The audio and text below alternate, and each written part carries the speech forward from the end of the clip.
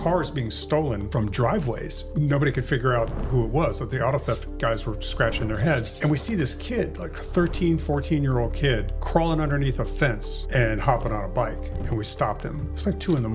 We stopped him and we started talking to him, and he confessed to stealing all these cars. So we said, well, how did you do it? He said he would go in and he would keep trying doors. He would find new cars. He would find cars that had the paper tag on, so he knew they were brand new. Right. And if the door was open, fine. If not, he would use a coat hanger. This was back in the 80s. Right. Where the GM cars were really easy to get into. We had another 13-year-old kid show us how to do it, like how he did it in like 5 seconds.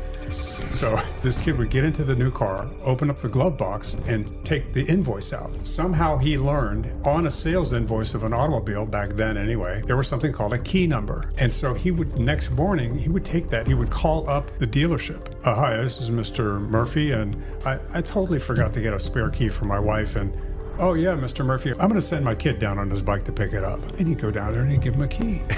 I was supposed to pick up a key. And he'd go in and steal a car, and he'd drive it around and just joyride it and return it or dump it somewhere. I mean, that's... We had a couple of them that were actually returned back to the driveway. He's just driving around.